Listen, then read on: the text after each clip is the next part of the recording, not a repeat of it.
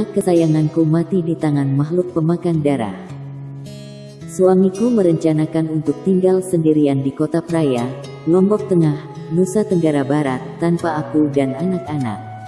Sebab dua anak kami, Dita dan Putih, sudah bersekolah di SMU 9, Kunciran, Kota Tangerang. Mas Sugiarto Pramono menyayangkan kedua putri kami itu harus pindah dan bersekolah di daerah terpencil yang mutu pendidikannya di bawah standar. Baik kualitas guru maupun sistem pendidikan di daerah terpencil berbeda jauh dengan Kota Tangerang yang sudah begitu maju pesat dan dekat dengan pusat pemerintahan Jakarta. Untuk kegiatan ekstrakurikuler saja, guru olahraga Dita dan Putih adalah mantan pelatih bulu tangkis nasional, yaitu Ahmad Daniel, yang sangat mahir bermain badminton dan melatih, sehingga beberapa kali SMA Negeri 9 ini menjadi juara turnamen bulu tangkis seprovinsi, kompetisi ketat antar SLTA se-Banten. Anak kami, Dita dan Putih, menjadi dua orang dari beberapa murid yang mampu bermain badminton dengan baik. Sejak mereka SD, Mas Sugiarto sudah memasukkan mereka ke klub besar. Maka itu, setelah rutin mengikuti turnamen, dua anak kami itu jadi mahir bermain badminton. Teruji sebagai pemain, bahkan beberapa kali dilirik untuk dimasukkan pada pelatnas. Karena tugas di Praia tidak sebentar, 10 tahun, maka kami sepakat untuk pindah semua ke Praia. Boyongan pindah ke kota baru meninggalkan kota yang lama. Kami masuk dalam suasana baru, lingkungan baru dan bertetangga dengan orang-orang baru, yang serba baru. Dita dan Putih sangat setuju pindah ke Praia, kota kecil dekat Laut Samudera Hindia di Lombok Tengah yang sunyi. Hari Rabu, tanggal 2 November tahun 2009 kami sekeluarga berpamitan pada tetangga untuk pindah. Tetangga kami hampir semuanya kaget mendengar kepindahan kami yang mendadak ini. Bahkan banyak yang mempertanyakan ada apa ada sesuatu masalah yang besar, hingga begitu terburu-buru pindah. Beberapa orang tetangga terbaikku, teman baik seperti Bu Bambang dan Bu Winarno, menangis dan hujan air mata saat melepaskan kami ke Bandara Soekarno-Hatta hari itu. Mereka mempertanyakan kenapa saya tidak jauh hari mau bercerita, tidak memberi kabar akan pindah hingga mereka menyiapkan makanan atau souvenir apalah untuk kami. Lalu kukatakan pada mereka, justru karena kami tidak mau bikin repot, maka kami tidak mengabarkan hal ini dari jauh hari. Bahkan di antara mereka, banyak yang mau mengantarkan ke bandara, tapi aku mencegah. Aku tidak mau meninggalkan mereka di airport Soekarno-Hatta. Aku ingin perpisahan yang menyedihkan itu cukup di rumah saja, lalu hanya kami sekeluarga pergi ke bandara dan terbang ke Selaparang, Nusa Tenggara Barat, untuk kemudian berjalan lewat darat selama 3 jam, ke pinggir Samudera Hindia, Kota Praia yang mungil. Air mataku tak tertahankan mengalir saat memeluk semua ibu-ibu yang hadir mengantarkan kami keluar rumah. Mataku terasa terus basah, terasa terus mengalirkan air, saat mobil kijang perusahaan real estate inti bumi mengantarkan kami menuju Bandara Internasional di Cengkareng, Kota Tangerang itu. Lama sekali aku memeluk beberapa ibu yang semuanya menangis menyaksikan kepergian kami ini. Bahkan Dita dan Putih dipeluk mereka sambil mengusap rambut anak-anakku, meminta agar anak-anak berhati-hati dan waspada di daerah yang baru nanti. Jangan lupa menelpon dan berkirim surat kepada kami di sini ya. Harap Bu Bambang dan Bu Winarno kepada anak-anakku. Senja memerah di ufuk barat, langit menguning karena bias sinar matahari yang mulai memasuki kedalaman galaksi. Pesawat Garuda Indonesia Airways Airbus nomor penerbangan G484 take off mulus, meninggalkan Bandara Jakarta, menuju timur dan mengudara di atas Laut Jawa. Ketika pesawat berwarna putih dan biru yang kami tumpangi mendarat di Bandara Selaparang, Mataram, Nusa Tenggara Barat, jantungku terasa bergetar cepat tidak menentu. Entah kenapa, tiba-tiba datang rasa gundah gulana menggantung tipis di kedalaman batinku. Turun dari pesawat kami langsung dijemput oleh sopir perusahaan yang penuh tato di tangannya, Sudrajat Jindono. Supir itu sudah 5 bulan di situ setelah pindah tugas dari kantor pusat di Jalan Ampera Raya, Kemang Selatan, Jakarta Selatan. Selama perjalanan menuju rumah baru kami di Praia, Lombok Tengah, NTB, Pak Sudrajat bercerita tentang banyak hal yang bermacam-macam pada Mas Sugiarto, di antaranya yaitu mengenai kasus banyaknya kematian misterius belakangan ini di Praia, Lombok Tengah dan Selong, Lombok Timur. Memang, dari berita-berita di koran, menyeruak kasus kematian misterius di dua daerah ini, Praia dan Selong. Namun hingga sejauh ini, polisi belum berhasil mengungkap tentang sebab apa kematian beberapa korban itu.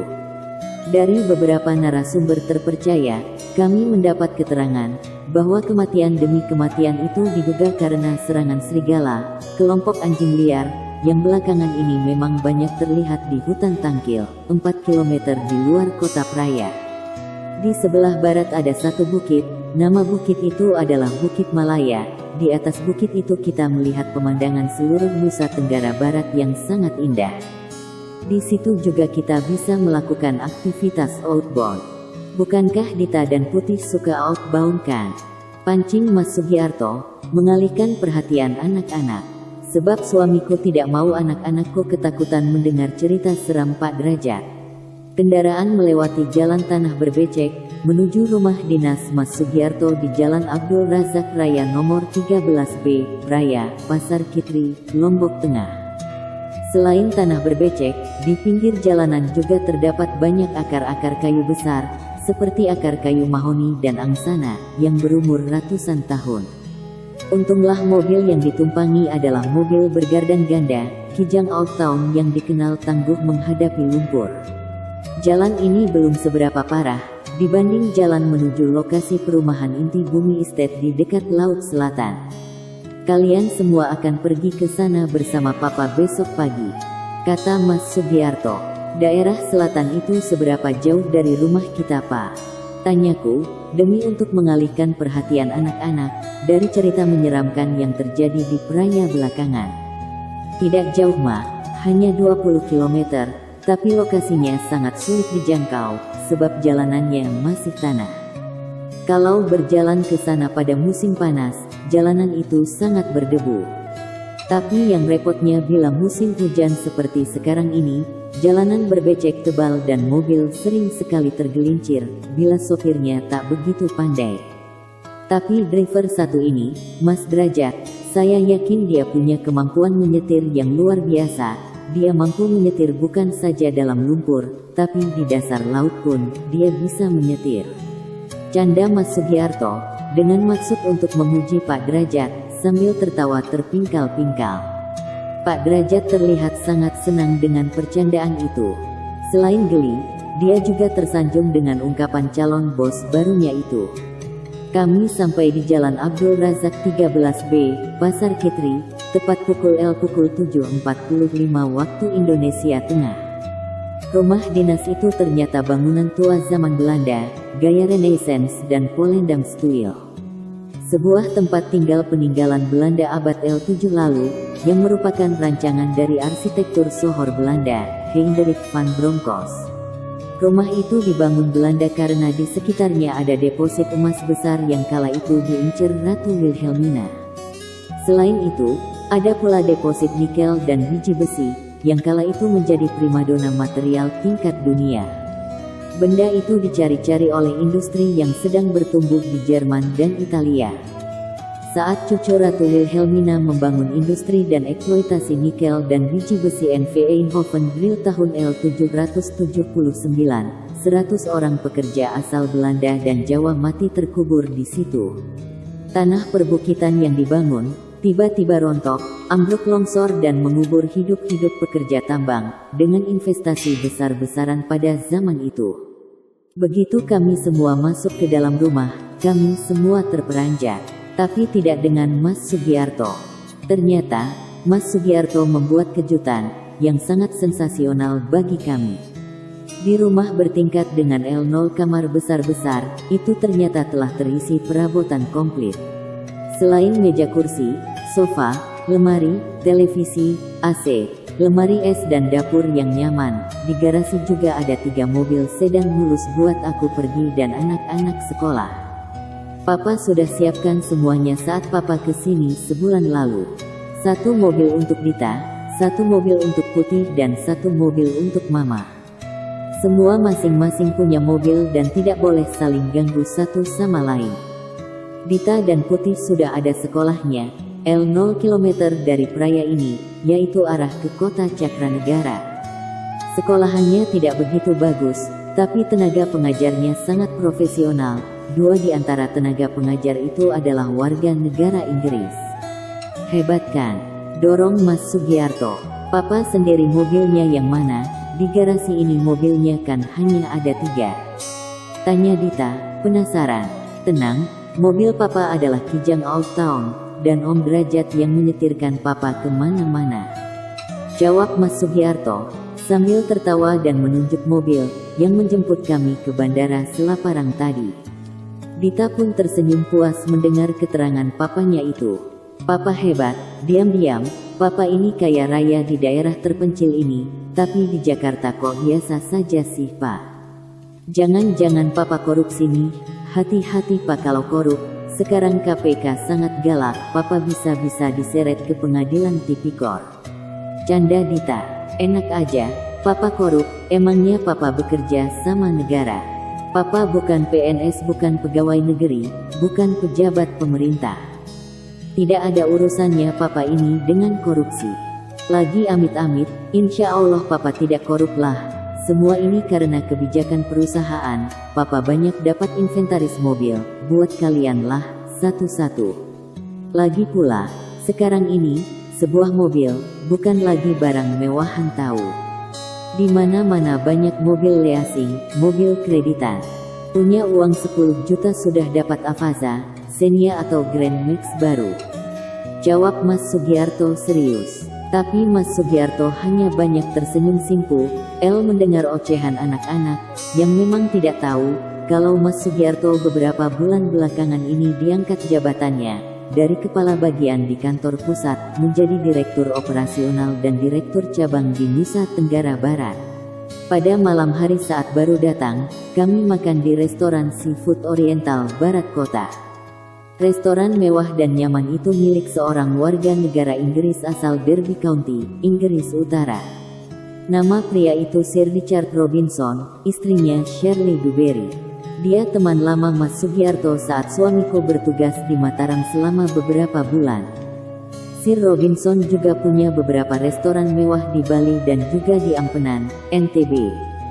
Selain seafood ala Cina, Sir Robinson juga buka restoran Italian food dan Spanish food di Timika, Irian Jaya.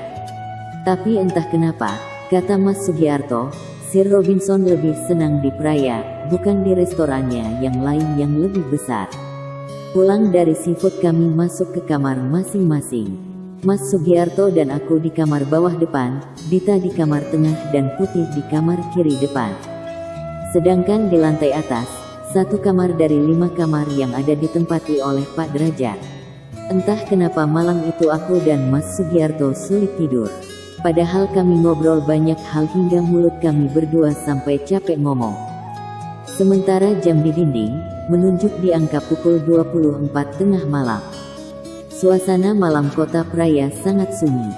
Tak ada kendaraan lalu lalang atau tak terdengar sedikit pun suara orang-orang yang bergadang di luar rumah. Suara jangkrik dan kodok sesekali terdengar memecah kebisuan malam. Dari kejauhan di atas bukit, terdengar suara serigala yang mengaum, menyentak jantungku hingga hatiku terasa begitu miris. Saat kami nyaris tertidur, terdengar suara pekikan Dita dari kamar tengah. "Papa, Mama, tolongin Dita pak," teriaknya. Mas Sugiarto langsung melompat dan aku juga ikut dari belakang. Kami menghambur ke arah kamar Dita. Pintu kamar tidak terkunci dan kami langsung menemui Dita. Anak bungsuku itu tertelungkup di lantai dan pucat pasi. Mulutnya tak dapat bicara, dan tangannya menunjuk-nunjuk ke jendela yang terbuka. "Dracula, Dracula," pekik Dita sambil memelukku erat-erat. Aneh, daun jendela rumah itu tiba-tiba terbuka. Padahal dari sore aku telah menutup rapat-rapat daun jendela itu dengan kunci yang berlapis. Aku lalu menghambur ke arah jendela dan melihat keluar. Oh Tuhan, dari balik lampu taman, aku melihat dengan jelas sosok pria berjas panjang warna gelap dan bertopi laken. Sementara di bahunya terlihat sal panjang yang terjumbai di sapu angin malam. Mas Giarto, di luar ada orang, teriakku. Saat Mas Sugiarto mendekat ke jendela untuk melihat, tiba-tiba dalam hitungan detik, sosok itu terbang seperti kelelawar ke atas rumah. Kelebatnya terlihat jelas oleh kami dengan menggunakan sal menjadi sayap. Sayap sosok itu mirip sekali dengan sayap kelelawar, terbang ke atap rumah kami. Mas Sugiarto kalut dan kami bertiga tegang berat. Kami langsung buru-buru menutup jendela dan menelpon polisi sektor Praya.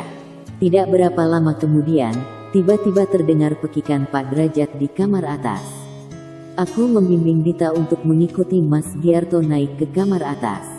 Setelah mendobrak pintu kamar Derajat dan menyalakan lampu, kami terkejut bukan alang kepalang. Derajat terkulai lemas dengan leher yang penuh darah. Wajahnya pucat dan Pak Derajat ternyata sudah tak bernyawa lagi. Pak Derajat mati beberapa saat setelah dia berteriak minta tolong. Saya yakin sosok yang kita lihat itu adalah pembunuh misterius yang meresahkan warga Praya belakangan ini, kata Mas Sugiarto. Aku semakin ngeri, Dita semakin cemas dan kami semua jadi gundah gulana, gelisah dan takut.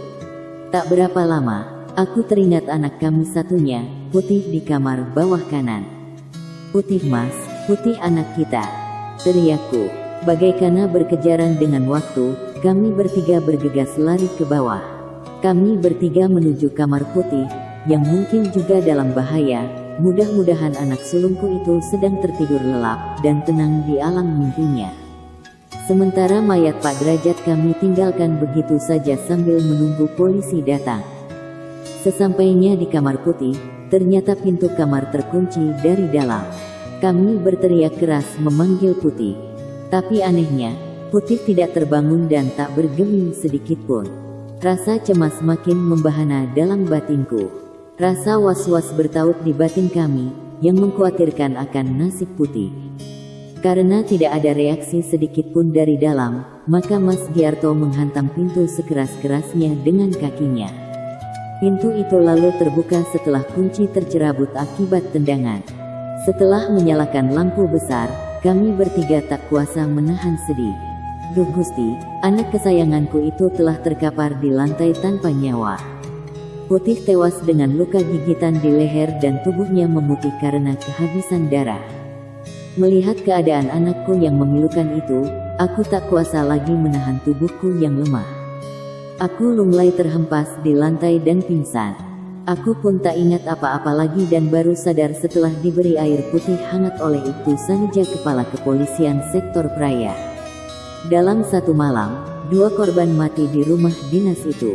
1 sopir kesayangan dan 1 anak sulung kami yang pendiam, yang sangat santun juga baik hati. Aku menangis habis-habisan di pelukan Mas Giarto, begitu juga dengan Dita yang lusuh berurai air mata karena kepergian kakaknya yang sangat dicintai itu. Ada makhluk di luar alam manusia yang berhubungan dengan manusia yang hidup dan menghisap darah. Saya sudah mendeteksi bahwa ada vampir di sini.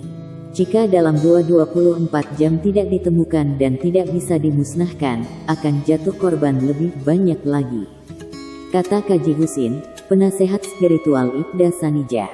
Kaji Husin didatangkan Ibda Sanija malam itu juga dengan jeep dari tepi Samudera Hindia. Setelah memvisum jenazah Putih, aku minta pulang ke Jakarta. Kami memutuskan untuk memakamkan Putih di Pulau Jawa. Sementara Pak Derajat dimakamkan keluarganya di Praya. Setelah dimakamkan di TPU Kayu Gede, Serpong, aku minta pada Mas Giarto untuk tidak kembali lagi ke Praya. Mas Giarto memenuhi tuntutanku itu dan aku bersama Dita kembali tinggal di kota Tangerang. Mas Giarto pun minta pindah tugas dan Big Boss pun membatalkan semua proyek di wilayah NTB itu. Tapi Mas Sugiarto minta izin padaku untuk turut membasmi vampir yang telah membunuh anak kesayangan kami itu. Alhamdulillah, Tekad suamiku yang kukenal pantang menyerah itu terwujud dan sukses. Vampir biadab itu ternyata berhasil dimusnahkan dan dibakar secara berombongan di tengah persembunyian mereka di luar kota Praia. Vampir itu ternyata arwah para tenaga kerja asal Belanda yang mati di Praia abad lampau. Setiap waktu tertentu, kami undang semua tetangga dan keluarga besar untuk membantu kami melakukan tahlilan di rumah kami, mendoakan agar Putih diterima layak di sisi Allah. Kami terharu sekali karena banyak tetangga kami yang terus-menerus turut berduka, menyesali kematian anak kami yang cantik, Putih Zaskia, yang selama ini selalu santun dan baik hati kepada siapapun.